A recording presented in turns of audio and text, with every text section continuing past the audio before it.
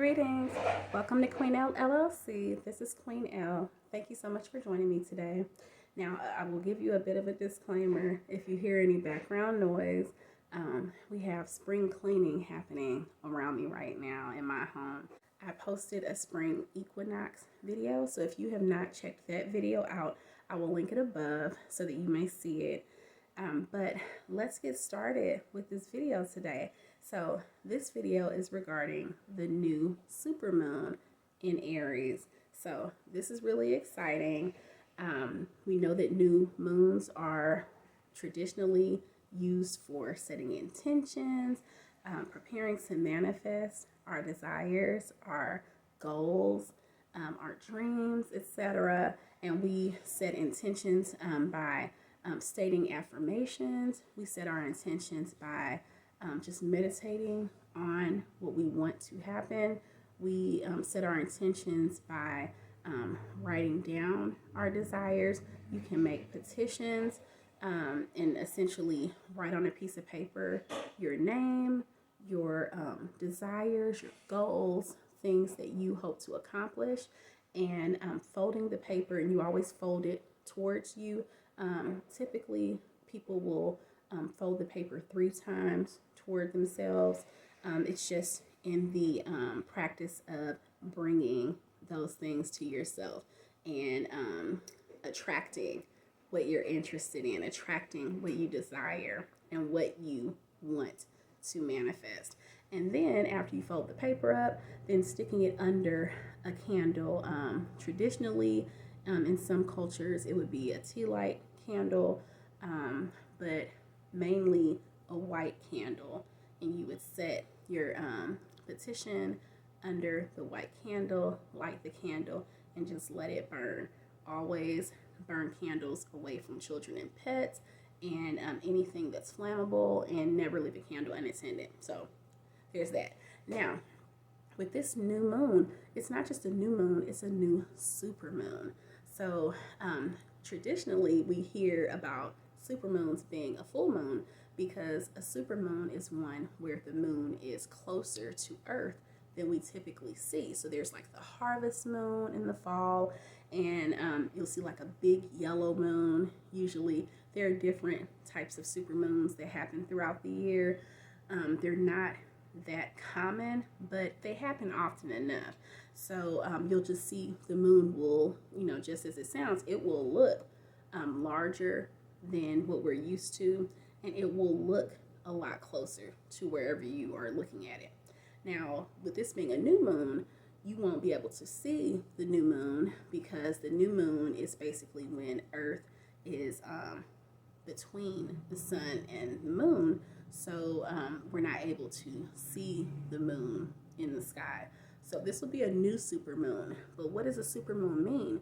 It means that the energy from the moon, that we will feel it more magnified because of us being closer to the moon at that particular moment. Now, this new supermoon is in Aries, and Aries is that fiery, fast-paced, forward-moving energy. I've talked about some of the planets having transits into Aries. I have on my other screen where the planets are right now as we speak, and we have a lot of activity in Aries right now.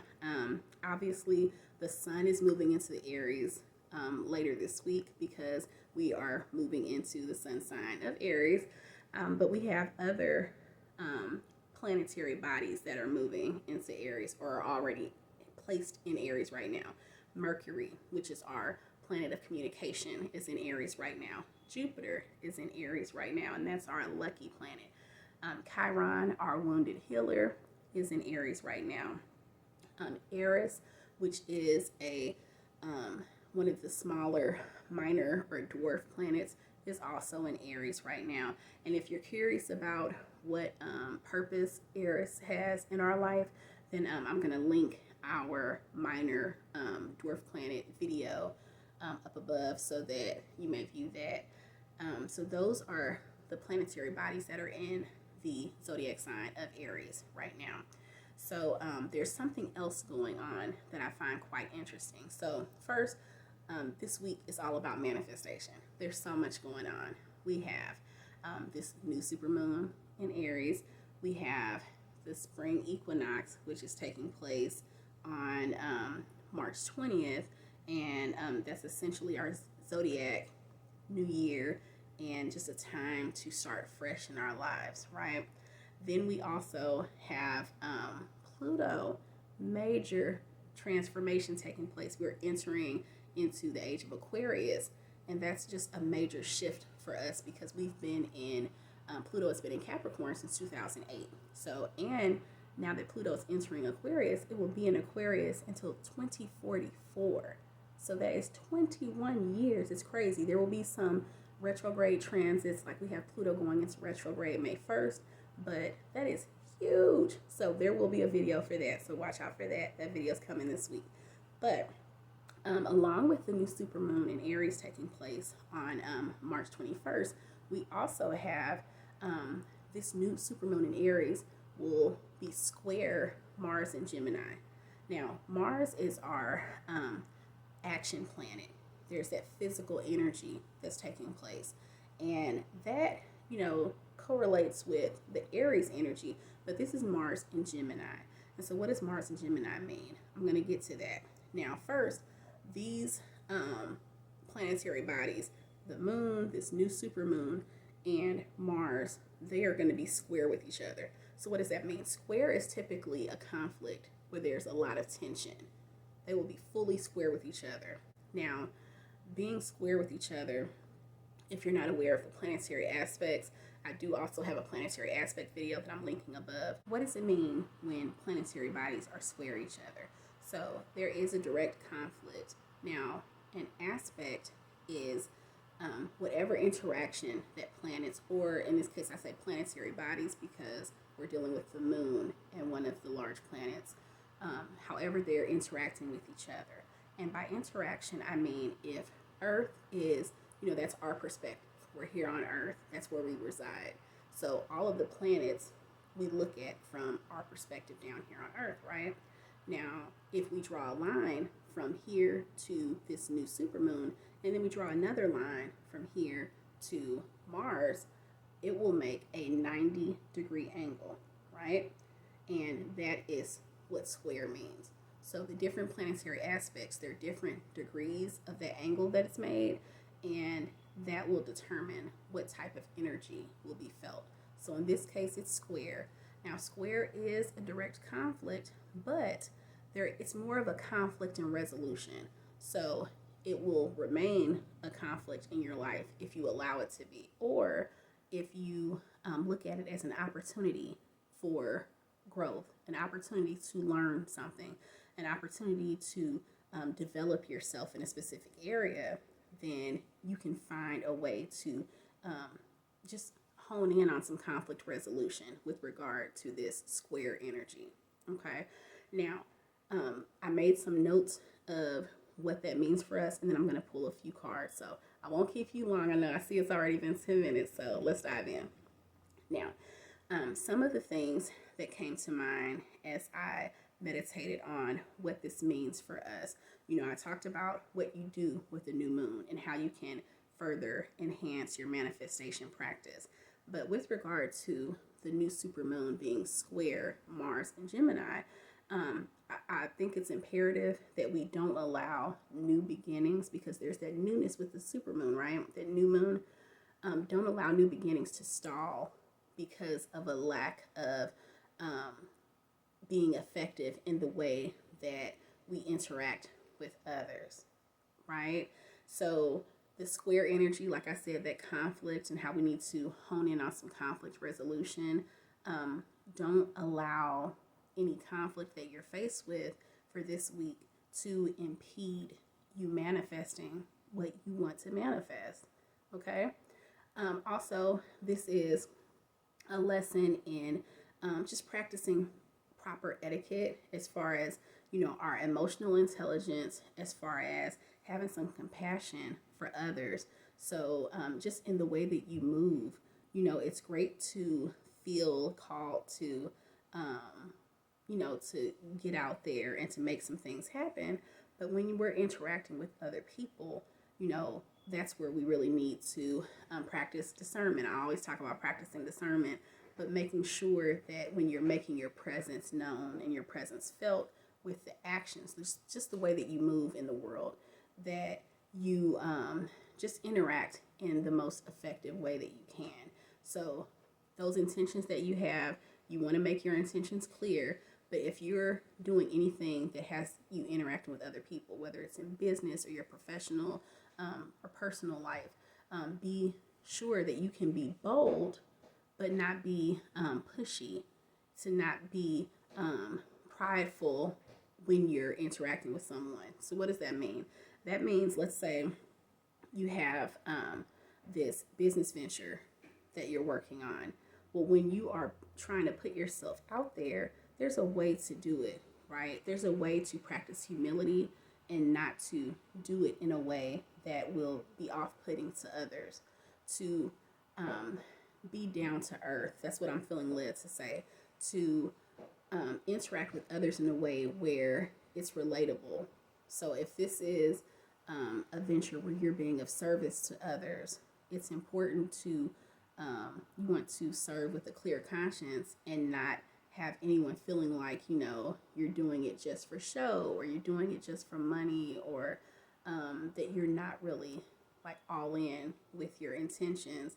It's important that you, stay true to yourself with the way that you're interacting with others. So that's the main thing.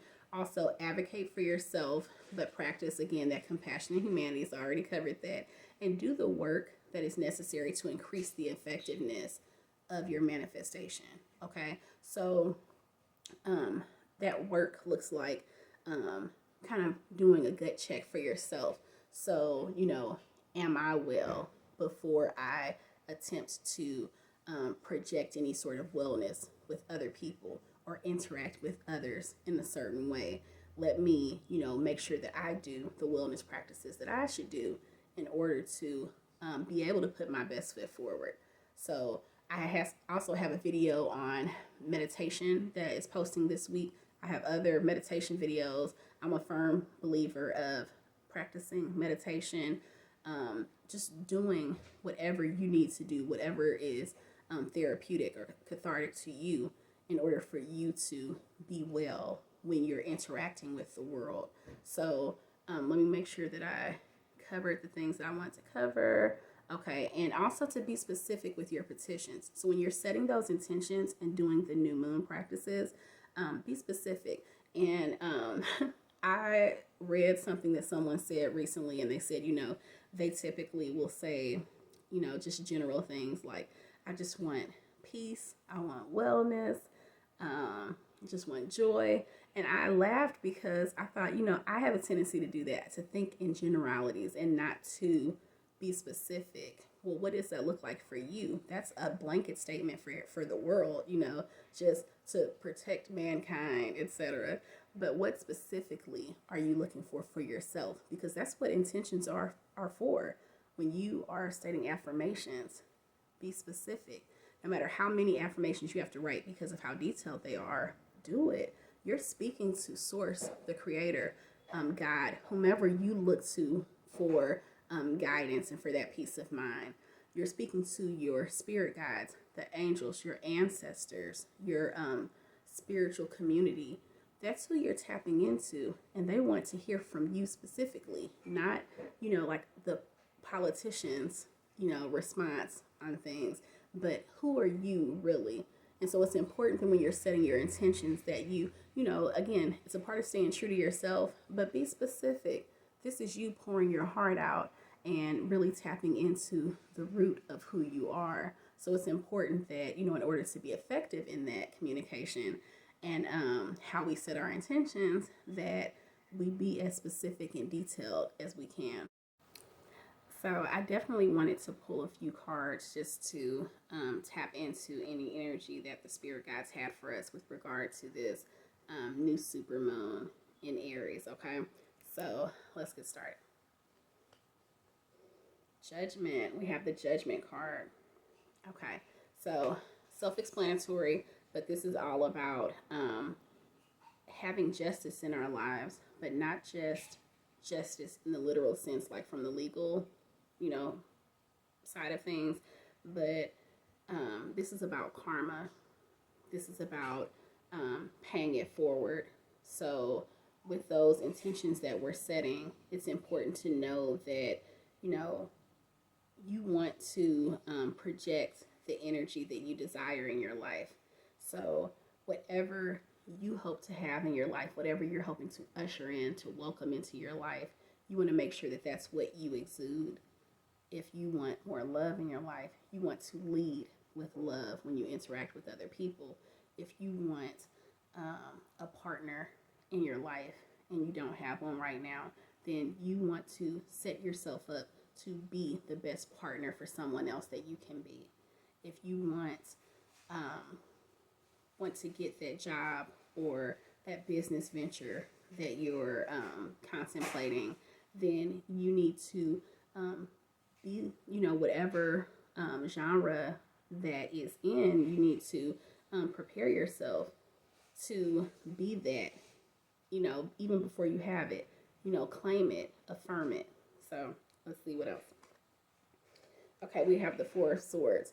Don't let yourself mull things over and brainstorm until you just don't even go through the motions of manifesting. Do not let yourself, and I actually just did a video on this with regard to allowing yourself to be bogged down with all the details to the point that you have impeded yourself from progress.